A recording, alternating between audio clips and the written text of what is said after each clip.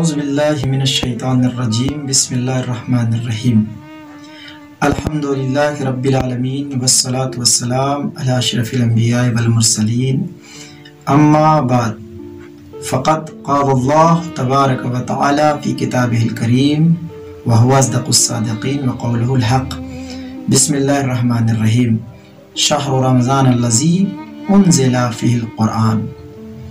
बरादरान अज़ीज़, सामईन हज़रात, आप हज़रात की खिदमत में जो मैं हाजिर हुआ हूँ वो माह सियाम और हम की हैसियत से कि ये रमज़ानुल मुबारक का महीना जो हमारे करीब आ रहा है, इस महीने में हमारे क्या फ़राइज़ हैं, हमें क्या करना चाहिए।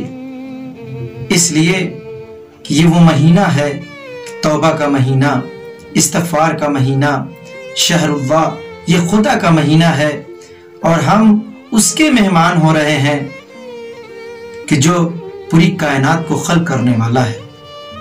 अज़ीज़ान ईमान, तो हमारा फरीज़ा क्या है कि जब हमारा मेज़बान ऐसा है तो हमें किस तरीके से उसकी खिदमत में हुज़ूरी देना है। अजीज़ों, सबसे अहम मसला यह है कि इंसान अगर दुनिया की चीज़ों को अगर देखे, अगर कायनात के अंदर अगर इंसान महसूस करे कि अगर इंसान किसी के घर में मेहमान होता है तो उसके लिए क्या करता है।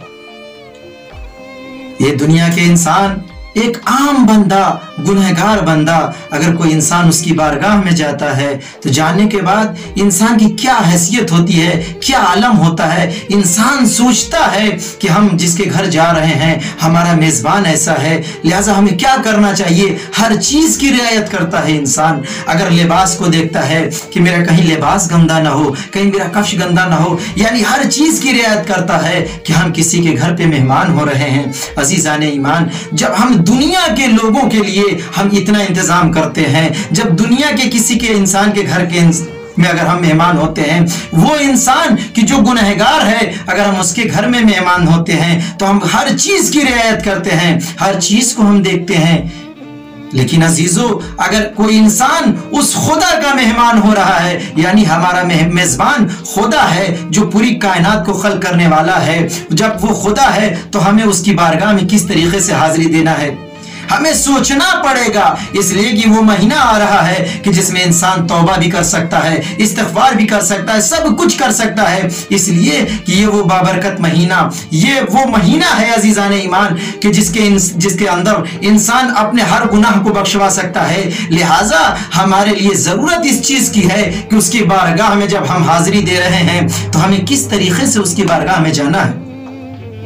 सबसे अहम मसला यह है कि हमें देखना है कि जब हमारा वो खालिक़े कायनात जब हमारा मेज़बान बन रहा है तो उसकी बारगाह में जब हम हाजिरी दे रहे हैं तो लिहाजा उसी के एतबार से हमें जाना है कि जिस तरीके से वो है, वो चाहता है कि हम बेगुनाह उसकी बारगाह में जाएं। लिहाजा हमें देखना पड़ेगा कि कहीं ऐसा तो नहीं कि हमारे दरमियान में कहीं हमारे नफ्स के अंदर कोई गुनाह पोशीदा हो और हम उस गुनाह को लिए हुए उसकी बारगाह में हाजिर हो जाएं।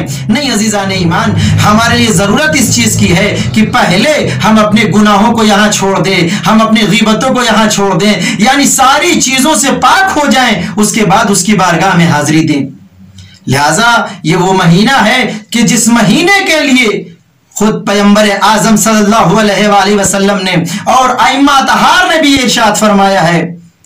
खुद पैगंबर अकरम के सिलसिले में यह मिलता है कि माह शाबान का आखिरी जुमा था कि जिस जुमे के खुतबे में पैगंबर आलम ने यह इरशाद फरमाया था कि देखो तुम उसके मेहमान हो रहे हो कि जो खल्क़ के कायनात है, जो पूरी कायनात को खल्क़ करने वाला है। लिहाजा उसकी बारगाह में तुम हाजिरी देने जा रहे हो तो तुम अपने आप को आमादा करो, इसलिए कि वो तुम्हारे लिए सारे असबाब को फराहम कर रहा है।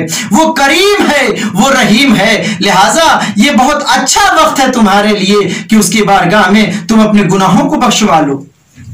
अजीज़ान मोहतरम, ये वो महीना है कि जिसकी फजीलत के बारे में फकत एक जुमला अगर कह दिया जाए तो काफी है कि पर अगर कोई इंसान इस महीने में फकत अगर कुरान मजीद की एक आयत की अगर तिलावत कर दे तो गोया वो मुआदिल होती है, वो मसावी है उन महीनों के कि जिन महीनों में इंसान पूरे कुरान की तिलावत करता है, पूरे कुरान को खत्म करता है। लिहाजा हमें चाहिए कि हम अपने आप को, अपने नफ्सों को पाक करके और उसकी बारगाह में हाजिर हों, अपने गुनाहों को बख्शवा लें। अजीजान ईमान, ये तो हमें शुक्र अदा करना चाहिए कि परवरदिगार आलम ने हमें दोबारा ये तौफीक दी है कि हम उसके मेहमान करार पाए हैं।